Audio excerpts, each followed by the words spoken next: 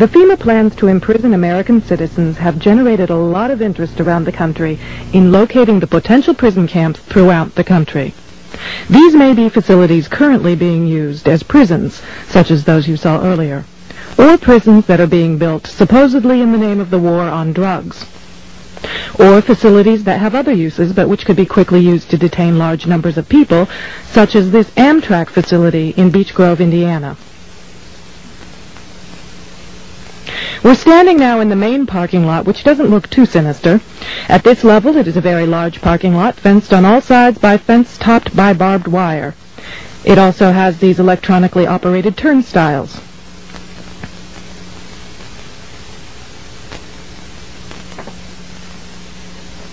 There is also a surveillance camera, just like we saw at the FEMA facility, pointing out to the parking lot, and a helicopter windsock.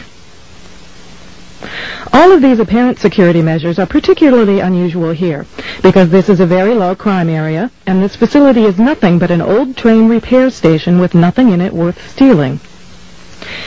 In this portion of the parking lot is a brick building, suitable for processing, next to a gate that leads right out to the railroad tracks, and all of this is contained inside a fully fenced area, now 3 layers deep in fencing at this point. This U.S. Air Force train indicates federal and military involvement. Facing the opposite direction, you can see that this area, too, is a very large fenced area with railroad track running the length of the fence and plenty of warehouses.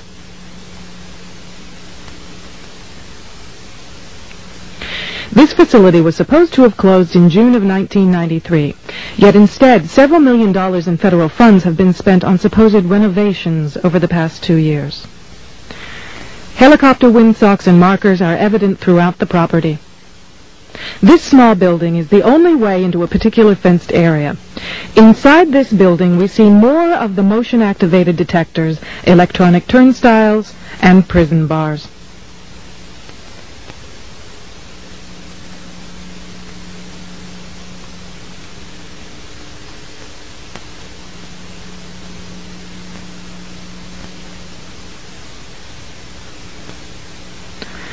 All of the renovations to this property have involved putting in new fencing, electronic turnstiles, concrete flooring in unused warehouse buildings, and putting in large gas furnaces on buildings that were never heated any time in the past 20 years.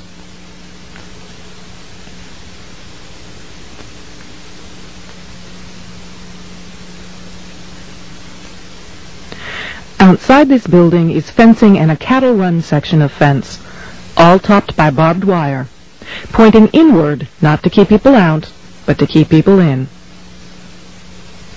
This was common throughout the facility, particularly the new fencing that had been erected.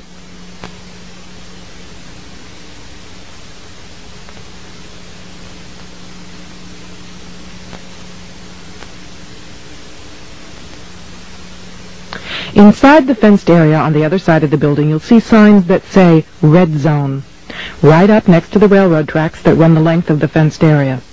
Next to the Red Zone sign, you can see closely numbered markers on the fences that are too closely spaced to be parking markers, just as if they plan to have people line up to board the trains.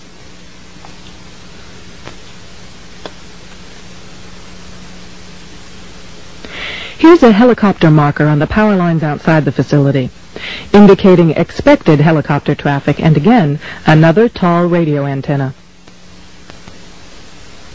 Looking around, you can get an idea of how huge this place is and how many people it could contain in its fenced-in area.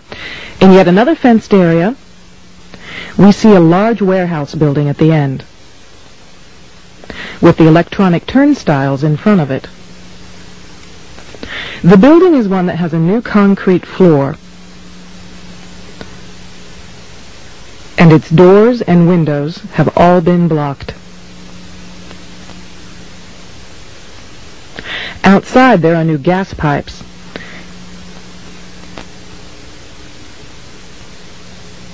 Even as we were filming, a black helicopter flew over us, observing what we were doing, which has happened many times when we have been at the facility.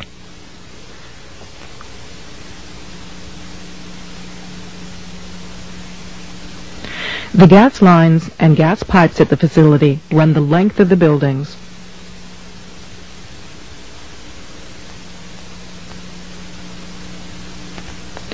And come out at some very, very large, brand new furnaces that have been installed at the buildings throughout the facility.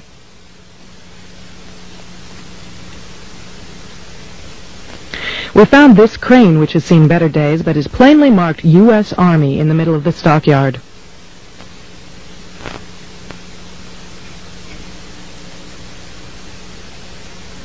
We found other fully working military trucks and equipment here at other times. Inside the facility, we found large fenced-in areas next to the railroad tracks marked green zone and blue zone, suitable for holding a lot of people. Many of the old warehouse buildings have had new concrete floors put into them.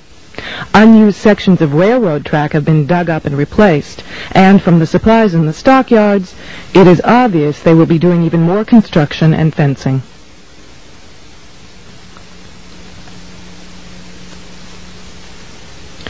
Senator Lugar of Indiana recently obtained more federal funding to renovate this facility, which is supposedly only for the repair of broken trains and where most of the buildings on the property haven't been used for years.